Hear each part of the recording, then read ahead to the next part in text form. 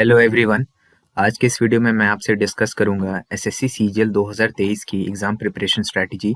अगर आप एक इंजीनियर हैं, इंजीनियरिंग बैकग्राउंड से हैं, मैटर नहीं करता कि आप अभी इंजीनियरिंग कर रहे हैं, परस्यू कर रहे हैं, यानी फाइनल ईयर में आप हो सकते हैं, आप अगला फॉर्म भरने वाले होंगे, या आप ऑलरेडी इंजीनियरिंग कर चुके हैं, कुछ टाइम आपका बीत चुका है इंजीनियरिंग करने के बाद। मैं आपको बताने की कोशिश करूंगा कि हमारा जो बैकग्राउंड होता है उसको हम लोग कैसे यूटिलाइज कर सकते हैं एसएससी सीजीएल की प्रिपरेशन में, और कैसे मिनिमम एफर्ट के साथ मैक्सिमम रिजल्ट्स हम लोग ले सकते हैं कम से कम टाइम में।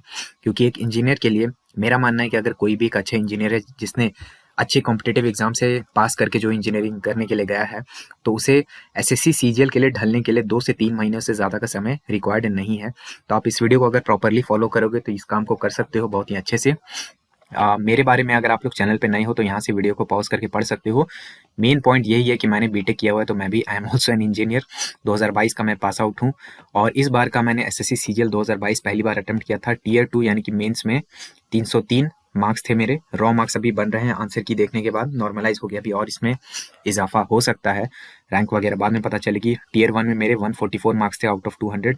मैंने यूपीएससी सीएससी 2022 का प्रीलिम्स भी क्रैक किया है, मेरे फर्स्ट अटेम्प्ट था वो 2022 में।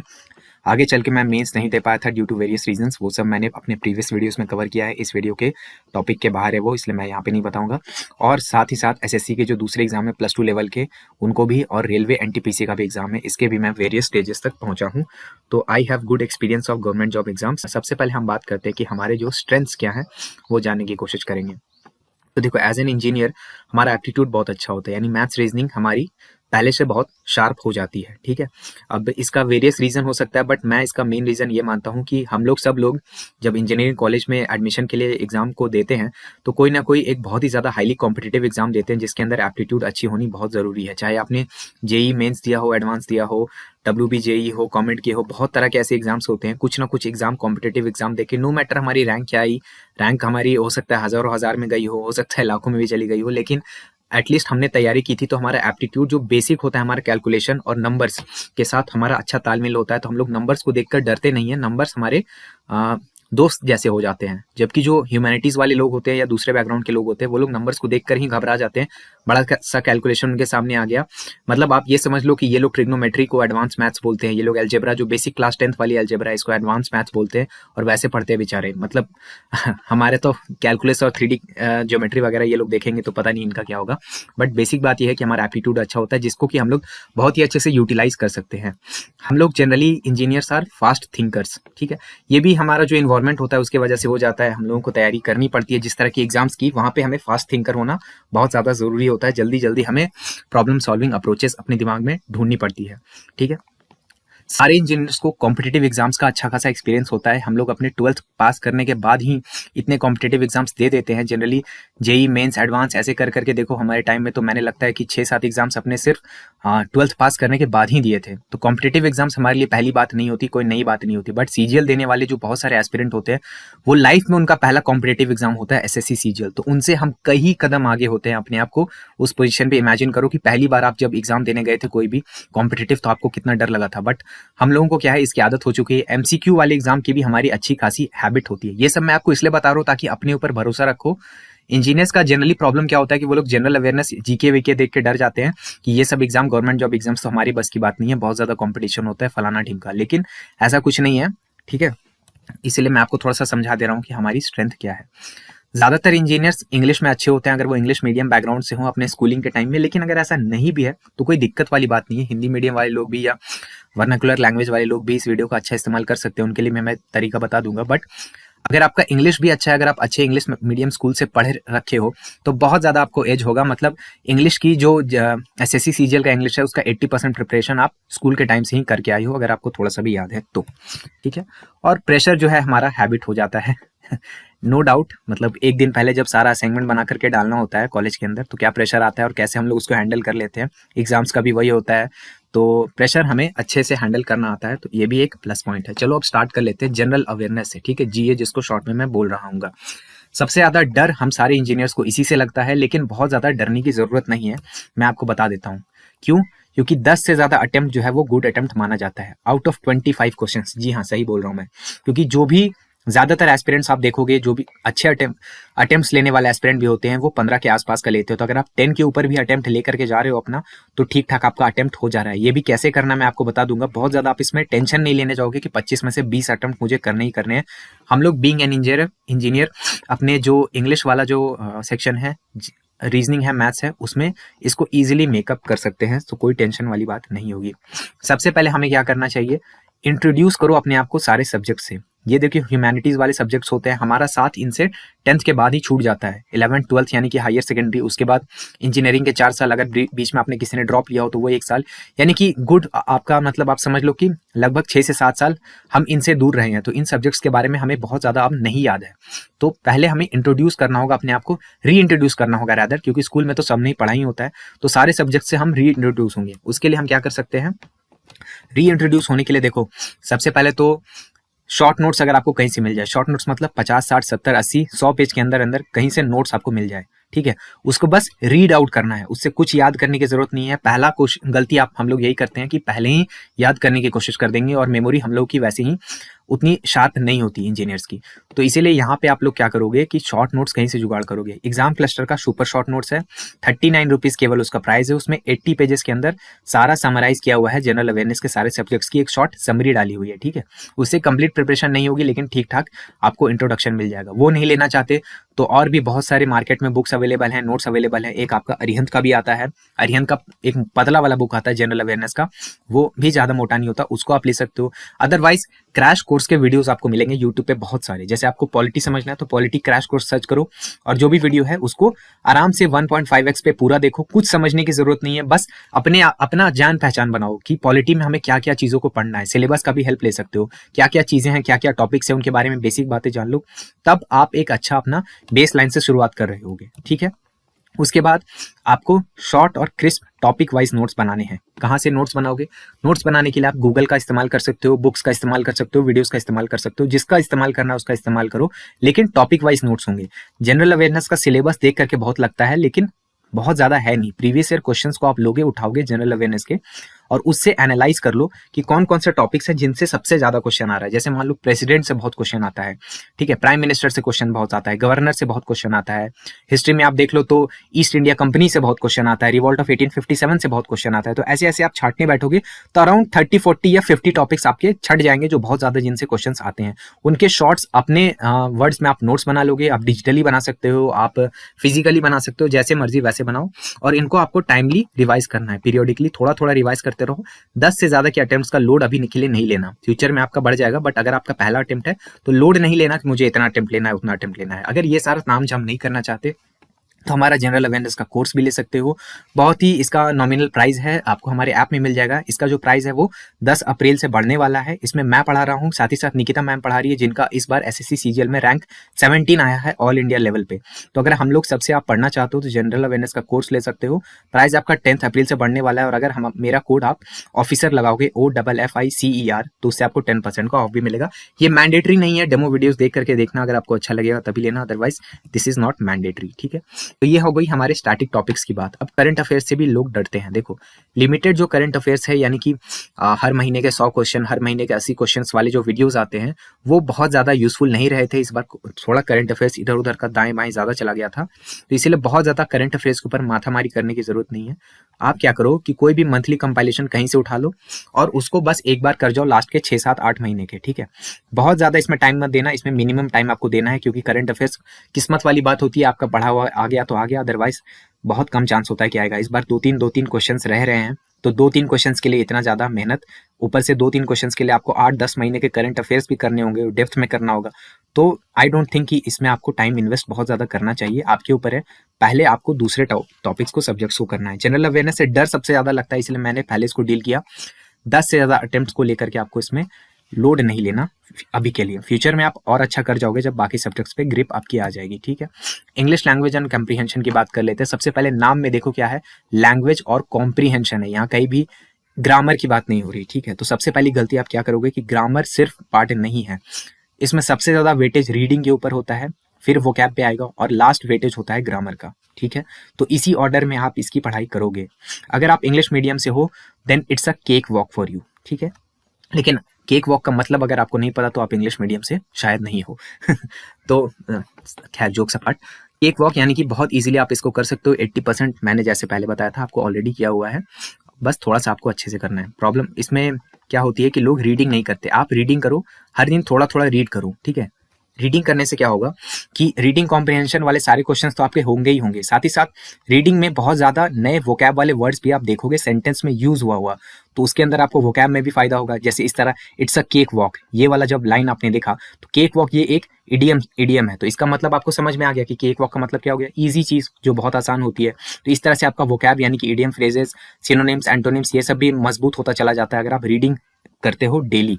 और ग्रामर भी आपका अच्छा होता जाता है, क्योंकि it's a cakewalk for English medium people, यहाँ पे अगर इट्स अ के जगह इट्स द लगा दिया जाए, इट्स द केक वॉक, तो आपको लगेगा ना कि देयर इज समथिंग रॉन्ग। आपको ये नहीं पता कि ग्रामर के कौन से रूल के हिसाब से ये रॉन्ग है, बट यू विल नो कि यहाँ पे द नहीं होगा, दिस इज रॉन्ग। तो बस आपको एरर स्पॉटिंग वाले क्वेश्चंस में भी फायदे होंगे, बहुत ज्यादा ग्रामर वाले क्वेश्चंस में फायदे होंगे। तो आपको ग्रामर की अलग से तैयारी करने की जरूरत नहीं पड़ेगी अगर आपकी रीडिंग बहुत ही ज्यादा बेहतरीन है। अगर नहीं भी है तो प्रॉब्लम नहीं है, मैं आपको समझाऊंगा। अगर रीडिंग आपकी ऑलरेडी अच्छी नहीं है तो आप क्या कर सकते हो, इंग्लिश लैंग्वेज से अपनी पहचान बनाओ, इंग्लिश की मूवीज देखो सबटाइटल्स लगा के, अगर आप हिंदी मीडियम वाले इंजीनियर हो। वेब सीरीज देख सकते हो, नॉवेल्स वगैरह पढ़ सकते हो। वेब सीरीज भी देखो तो इंग्लिश नीचे सबटाइटल्स ऑन करके देखो, ताकि आपको इंग्लिश लैंग्वेज से अच्छी पहचान हो जाए। इंग्लिश में ही देखो वेब सीरीज को, इंग्लिश वाले, हिंदी में मत देखो, डबिंग वाले मत देखो, इंग्लिश वाली सीरीज इंग्लिश में देखो, इंग्लिश मूवीज को इंग्लिश में देखो। और नॉवेल्स भी पढ़ सकते हो अंग्रेजी वाले, चेतन भगत वाले नॉवेल्स जो है काफी मीनिंगलेस टाइप के होते हैं, लेकिन एंटरटेनमेंट अच्छा हो जाता है, तो वो भी पढ़ सकते हो, बहुत ज्यादा आपको फायदा होगा। हर दिन इसमें अगर आप 15 से 20 मिनट या फिर आधा घंटा भी देते हो ना, इंग्लिश आपका बहुत ड्रास्टिकली इंप्रूव होगा। आते हैं नेक्स्ट वोकैब के ऊपर। अगर वोकैब आपको करना है, लास्ट के मैं बोलूंगा 3 साल मिनिमम है, और चाहो तो 5 साल तक भी जा सकते हो। सारे वोकैब वाले आपके प्रीवियस ईयर के आए हुए जो सवाल है, जो कि आपको प्रीवियस ईयर की कंपाइलेशन वाली किसी भी बुक में मिल जाएगी। सबसे फेमस क्या है आपकी, ब्लैक बुक है, ठीक है, तो ब्लैक बुक में आपको ये चीज मिल जाएगी। तो कोई भी कंपाइलेशन वाली बुक उठा लो, synonyms, antonyms, one word substitution और आपकी इडियम फ्रेजेस, इसके क्वेश्चंस आप देखोगे बहुत ज्यादा रिपीट कर रहे होंगे, बहुत ज्यादा रिपीट कर रहे होंगे, ठीक है। एक ही एग्जाम्स में बहुत बार क्वेश्चंस इसके रिपीट हो जाते हैं, क्योंकि इडियम फ्रेजेस भी आप सोच के देखो कितना ही इडियम फ्रेजेस होगा पूरे इंग्लिश लैंग्वेज में, एक उसका लिमिट तो होगा ना कोई लिमिट, तो उसको रिपीट करना उसकी मजबूरी है। इसीलिए आप इसको अच्छे से कर जाओ, लास्ट के 3 साल के भी कर जाओ, बहुत ज्यादा फायदा करेगा। और सारी एग्जाम्स के करना, ये नहीं कि सीजीएल की तैयारी करे तो सिर्फ सीजीएल वाले करेंगे, नहीं, दूसरे एग्जाम्स वाले भी जो आ रहे हैं, सीएचएसएल हो गया आपका, एमटीएस हो गया, स्टेनोग्राफर हो गया, उनके भी आए हुए आपको वोकैब वाले क्वेश्चंस को करना है। रट्टा नहीं मारोगे, बार बार रिपीटिशन करोगे, क्वेश्चंस को बार बार सॉल्व करते जाओगे, अपने आप आपके दिमाग में सेट होता चला जाएगा। अदरवाइज आप रीडिंग अगर अच्छी करते हो तो ये सारे बकवास करने की जरूरत नहीं है। रीडिंग अगर आपका अच्छा है, इंग्लिश मीडियम से हो, तो बहुत ज्यादा आपको समस्या नहीं आएगी। नेक्स्ट आते हैं ग्रामर के ऊपर। ग्रामर में देखो, जनरली अगर आपका रीडिंग बहुत ही अच्छा हो चुका है, आपका एक्सपीरियंस अच्छा इंग्लिश मीडियम से हो, तो जो पढ़ने में अच्छा लगता है जनरली वही अच्छा होता है। एसएससी में बहुत ज्यादा टफ क्वेश्चंस इंग्लिश में आते नहीं। अब जो तैयारी कर रहे होंगे नॉन इंजीनियर्स, वो इस स्टेटमेंट को सुन के हिल जाएंगे, क्योंकि जनरली उन लोगों को आदत नहीं होती, बट हम लोग हैं, हम लोगों को पता है कि जो देखने से लग रहा है सही है वही सही होता मैक्सिमम टाइम्स में, ठीक है। और जहाँ पे आपको प्रॉब्लम आएगी वहां के लिए आपको क्या करना है कि आपको कॉन्सेप्ट्स पढ़ लेना है, ग्रामर के कॉन्सेप्ट्स आराम से किसी भी कोर बुक से पढ़ लो। बुक लिस्ट की वीडियो निकिता मैम ने, जिनके रैंक 17 था, उन्होंने ऑलरेडी बनाई हुई है, आई बटन में यहाँ पे वीडियो कहीं पे आ रहा होगा, या एंड स्क्रीन में भी मैं लगवा दूंगा, वहां से आप देख सकते हो। किसी भी कोर बुक से बेसिक कॉन्सेप्ट्स को आप रीड कर लो, या फिर यूट्यूब के फ्री लेक्चर्स को भी देख सकते हो, और बस कॉन्सेप्ट्स को समझ के रखो दिमाग में। बहुत ज्यादा रटने की जरूरत नहीं है कि from rule A sub section B फिर उसका एक्सेप्शन नंबर डी ऐसे करके, ये सारी चीजें नहीं करनी, रट्टा नहीं मारना यार। इंग्लिश है, लैंग्वेज की तरह लो, और वैसे ही आप आराम से इसको पास कर जाओगे, बहुत ही अच्छा आपका इसमें परफॉर्मेंस हो जाएगा, ठीक है। तो बहुत ज्यादा टेंशन नहीं लेनी। और हाँ, प्रीवियस ईयर क्वेश्चंस की बहुत ज्यादा आपको प्रैक्टिस करनी है, तो प्रीवियस ईयर की कंपाइलेशन वाला बुक जरूर ले लेना, प्रीवियस ईयर क्वेश्चंस वाला चैप्टर वाइज जिसमें अरेंज होता है, और बहुत ज्यादा इसकी प्रैक्टिस करना। इंग्लिश में जनरली आपका प्रैक्टिस से ही सारा काम हो जाएगा, बहुत ज्यादा इसमें दिमाग आपको लगाने की इधर उधर जरूरत नहीं पड़ेगी, ठीक है। तो ये रहा इंग्लिश का स्ट्रैटेजी। अब फटाफट मैथ रीजनिंग करके मैं खत्म करता हूँ, वीडियो ऑलरेडी थोड़ा लंबा हो गया है। सबसे पहले ये समझो कि मैथ्स और रीजनिंग ये हमारा स्ट्रेंथ होता है। कोई भी इंजीनियर हो, किसी भी बैकग्राउंड से हो, हिंदी से हो, इंग्लिश से हो, कैसे भी हो, मराठी मीडियम हो, कहीं से भी पढ़ा हो, मैथ रीजनिंग तो हमारी अच्छी रहती ही रहती है। नहीं भी रहती तो यार इंजीनियरिंग के 4 साल बिताते बिताते हमारी अच्छी हो ही जाती है, ठीक है। तो जितना एसएससी सीजीएल में रिक्वायर्ड है उतना हमारी ऑलरेडी हमारी मैथ रीजनिंग बनी हुई है, ठीक है। कैट लेवल का यहाँ कुछ नहीं पूछते, तो कैट वाले जो लोग प्रिपरेशन अगर कर रहे तो उन लोग बिल्कुल टेंशन लेने की जरूरत नहीं, उतना हार्ड कुछ नहीं आता यहाँ पे, ठीक है। एक गलती आप नहीं करेंगे कि सीधे किसी टॉपिक का लेक्चर नहीं देखने लगोगे। मैं मैथ्स और रीजनिंग दोनों की बात कर रहा हूँ। फॉर एग्जाम्पल, अगर आप ब्लड रिलेशन की बात करें तो तुरंत आप लेक्चर नहीं देखने लोगे, पहले आप खुद से कोशिश करो। पहले आप क्या करो कि एक चैप्टर उठाओ, कोई भी मैथ्स का हो या रीजनिंग का हो, एक चैप्टर उठाओ। कहाँ से? प्रीवियस ईयर क्वेश्चंस की जो चैप्टर वाइज वाली बुक होती है वहां से आप 20 से 30 क्वेश्चन करना स्टार्ट करोगे, ठीक है। 20 क्वेश्चंस, 30 क्वेश्चंस या 40 क्वेश्चंस आप बनाओ उस चैप्टर के। अगर मैक्सिमम क्वेश्चंस आपको इजीली बन रहे हैं, बस आपको लग रहा है कि कुछ कुछ कॉन्सेप्ट्स में भूल रहा हूँ, एकदम मतलब माइनर कॉन्सेप्ट्स में भूल रहा हूँ, तो वो आप क्वेश्चन देख करके उन कॉन्सेप्ट्स को सीख सकते हो बना बना के, उनका सॉल्यूशन देख देख के। लेकिन अगर आपको लग रहा है कि मैक्सिमम चीजें मुझे याद नहीं है, क्योंकि पढ़ा तो हम सबने हर चीज को है, बस रीजनिंग मैथ्स मिला के आप देखो तो मुश्किल से मुझे लगता है 5-6 ऐसे टॉपिक्स मिलेंगे जो हमने कभी नहीं देखा था। जैसे उसमें एक चीज होता है मिक्सचर एलिगेशन, जो हमने से ज्यादातर लोगों ने नहीं पढ़ा होता, तो वो सब की वीडियोस आप देख सकते हो। अदरवाइज इन क्वेश्चंस को जब आप बनाओगे तो दो केसेस आएंगे, या तो क्वेश्चंस आपसे सारे के सारे इजीली बन रहे हैं 5-6 को छोड़ के, या फिर आपको प्रॉब्लम आ रही है, डिफिकल्टी आ रही है। अगर आपको डिफिकल्टी आ रही है पूरे चैप्टर में ही, आपको लग रहा है कि नहीं ये मुझे बिल्कुल भी याद नहीं है, कंपाउंड इंटरेस्ट में सपोज मैं एग्जांपल के ले रहा हूँ कि सब कंपाउंड इंटरेस्ट आप पूरा ही भूल चुके हो, आपको कुछ भी याद नहीं है, तो आप क्या करोगे, उनके आप वीडियो लेक्चर्स देख लोगे, ठीक है। यूट्यूब में जाओगे, फ्री लेक्चर्स देखोगे, कोई कोर्स वगैरह परचेज करने की कोई जरूरत नहीं है। आप क्वेश्चन उठा के देख लो यार, प्रीवियस ईयर का कैसा हलवा लेवल का सवाल आता है, ठीक है। ये जहर जहर बोल के बेचने वाले लोग होते हैं, कुछ जहर नहीं आता भाई, हलवा होता है। आप लोगों के लिए जहर होता होगा क्योंकि आपने अपने टाइम में पढ़ाई नहीं की थी, ठीक है। हम लोगों ने अपने स्कूल टाइम में बहुत घिसा है, बहुत मेहनत की है।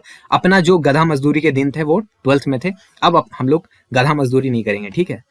तो डिफिकल्टी अगर हमें आती है, आराम से लेक्चर देखो, उसके नोट्स बनाओ और फिर क्वेश्चन को सॉल्व करो, इजीली हो जाएगा। कोई बहुत ज्यादा लंबा लेक्चर आपको देखने की जरूरत नहीं है, ठीक है। और कॉन्सेप्ट्स पे आपका फोकस रहना चाहिए। अगर तो आपको कॉन्सेप्ट्स आपके दिमाग में तगड़े हैं ना, तो इजीली क्वेश्चन को हम लोग सॉल्व कर लेते हैं। हमारे लिए कैलकुलेशन स्पीड बहुत ज़्यादा इशू नहीं होता। ट्रिक और शॉर्टकट वगैरह जो होता है वो ह्यूमैनिटीज़ वाले लोगों के लिए होता है, क्योंकि मैंने जैसा बोला वो लोग थोड़े नंबर से डरते हैं, उनके मन में फोबिया हो जाता है, तो इसीलिए। बट हमारे लिए हम जैसे कंपाउंड इंटरेस्ट वाले चैप्टर्स होता है, मैंने कभी भी कोई ट्रिक वगैरह यहाँ वहाँ का कुछ नहीं मैंने लगाया यार, सिंपल मैं फॉर्मूला लगा के क्वेश्चन बनाता हूँ। मुझे आज तक प्रॉब्लम नहीं आई किसी भी एग्जाम में, ना प्री में ना मेंस में, किसी भी एग्जाम में कभी प्रॉब्लम नहीं आई है। तो इसीलिए नॉर्मल कॉन्सेप्ट से बनाओ, नॉर्मल फॉर्मूले से बनाओ। एक दो जगह पे आपको प्रॉब्लम आएगी टाइम मैनेजमेंट का, वो आप यूट्यूब वीडियो से सीख सकते हो। तो यहाँ पे आपको अगर 100% सिलेबस है मैथ्स और रीजनिंग का, इसमें 80%, 80 to 90% ऑलरेडी आप जानते हो, बस आपको थोड़ा सा याद है।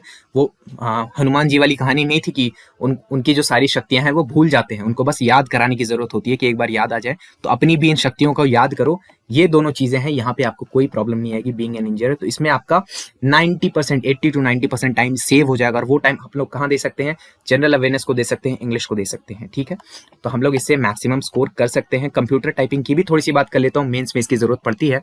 देखो, जो थ्योरेटिकल टॉपिक्स हैं हमारे कॉलेज इंटरव्यू में, जो आप लोगों ने तैयारी किया ही होगा, बेसिक जो अपने कंप्यूटर वाले कॉन्सेप्ट्स होते हैं यार, ऑपरेटिंग सिस्टम वगैरह, मेमोरी ये सब का जो होता है, ठीक है, वो आप देख सकते हो। अगर आपके पास कुछ नोट्स वगैरह है कॉलेज टाइम का तो उससे कर लो, वो ज़्यादा बेटर होगा। अदरवाइज आप बेसिक नोट्स कहीं से भी कोई भी रिलेवेंट सोर्स से उठा के कर सकते हो, बहुत ज़्यादा डेप्थ में नहीं जाना। इवन गीक्स फॉर गीक्स वगैरह में भी जो थोड़े ज़्यादा डेप्थ में दे देता है, उतना डेप्थ नहीं जाना है। बस बेसिक आपको इसमें थ्योरेटिकल क्वेश्चंस आते हैं, बहुत ज़्यादा इसमें कोडिंग वगैरह का कोई भी सवाल नहीं होता, तो टेंशन लेने की बिल्कुल बात नहीं है। कंप्यूटर में कहीं से भी आपको नोट्स मिल रहे हैं, कोई भी फ्री सा नोट्स मिल रहा है, आप उसको ईजिली फॉलो कर सकते हो।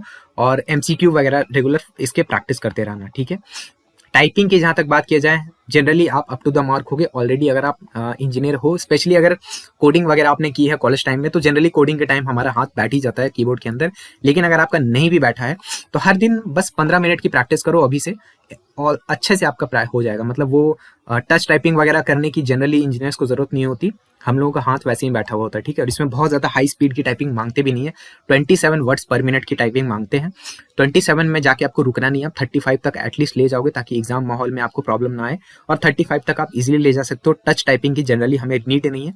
अगर आपको लगता है कि आपको नीड है बहुत ज़्यादा, तभी जाना आप टच टाइपिंग। टच टाइपिंग क्या है वो आप गूगल पे जाके देख सकते हो, ठीक है। मॉक टेस्ट की जहाँ तक बात करें तो बेस्ट होगा कि आप रिलाई करो प्रीवियस ईयर पेपर्स पे, क्योंकि मॉक टेस्ट कंपनीज जो है वो इररिलेवेंट मॉक्स बहुत ज़्यादा बनाती हैं। जो जनरली हार्ड मॉक्स वो लोग अजीब अजीब तरह के क्वेश्चंस डालते हैं ताकि आप डर के मारे उनका कोर्स परचेज कर लो। तो इनके चक्कर में मत फंसना, इनको जस्ट एज अ बैठने की हैबिट बनाने के लिए देना। इनके मार्क्स ज़रा भी रिफ्लेक्ट नहीं करेंगे, और मैं अपने पर्सनल एक्सपीरियंस से आपको बता रहा हूँ, इसलिए बोल रहा हूँ। प्रीवियस ईयर पेपर्स बनाओ, जितने ज़्यादा उतने फायदे में रहोगे। आई होप आपको वीडियो से कुछ वैल्यू मिला होगा। अगर वैल्यू मिला होगा तो आप वीडियो को लाइक कर सकते हो, चैनल को सब्सक्राइब भी कर सकते हो। हमारे कंप्लीट जनरल अवेयरनेस का कोर्स एक बार जाके देख लेना। अदरवाइज फ्री सेक्शनल मॉक्स भी अवेलेबल हैं आपको, जैसे मैंने आपको बोला कि रीजनिंग वगैरह के आपको बनाने से फ़ायदा हो सकता है। तो आप चाहो तो पिन कमेंट में उसका लिंक होगा, वहाँ से डाउनलोड करके एक बार हमारा ऐप ज़रूर चेकआउट करना और सपोर्ट देना यार। प्ले स्टोर पर हो सके तो रेटिंग भी डाल देना। चलो, वीडियो देखने के लिए धन्यवाद। मेरा नाम है ऋषिकेश। जय हिंद।